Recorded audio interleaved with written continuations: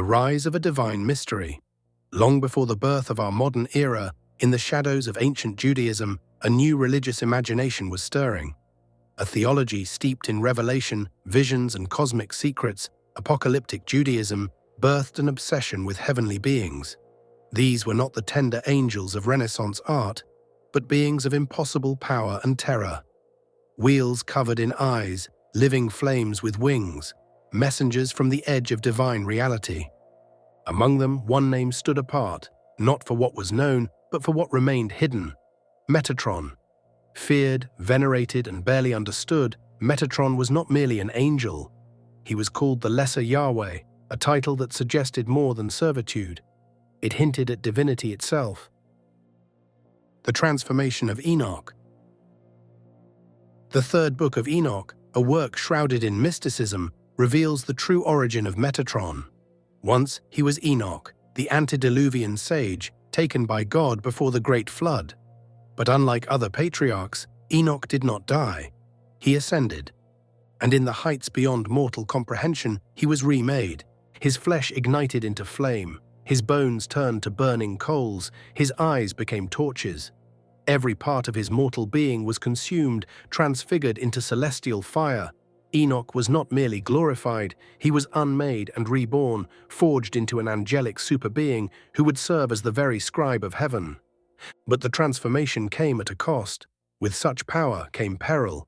Enoch, now Metatron, sat at the threshold of divine presence, so close that even righteous mystics mistook him for God. And when a rabbi, peering into the divine throne room, saw Metatron seated and proclaimed, "There are two gods in heaven," the earth itself trembled under the weight of that heresy. Metatron was punished with fiery lashes by the archangel Gabriel. From then on, he was made to stand like all the other angels. The Forbidden Angelology.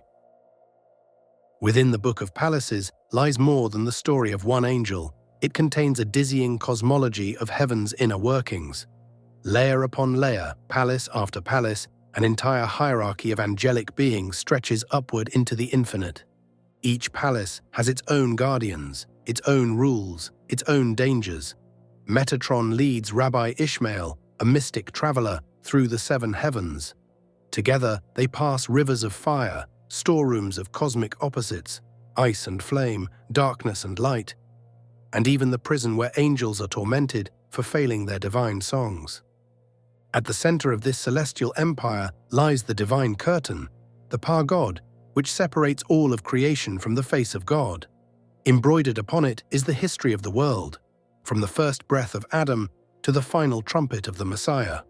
And beyond even that, hidden behind God's back, lies the right hand, withdrawn since the destruction of the temple, awaiting the moment it will rise again to bring redemption. The Heresy of Two Powers. The rise of Metatron sparked more than awe. It stirred rebellion in the theology of the rabbis. To elevate a man, Enoch, to the status of divine regent, to place him beside God on the very throne, it was too much, too dangerous. And so a theological war unfolded in secret. Some believed Metatron was the same as Michael, others that he bore the very name of God, Yahoel, the bearer of the sacred word. Still others whispered that his transformation mirrored the exaltation of Jesus by early Christians. Was Metatron the blueprint for a divine man or a reaction to one? Was the Lesser Yahweh a proto-Christ or Judaism's response to him? No one could say, but the mystics knew this. Metatron was real, powerful, and perilously close to the divine, and through him the boundaries between man, angel, and God blurred into flame.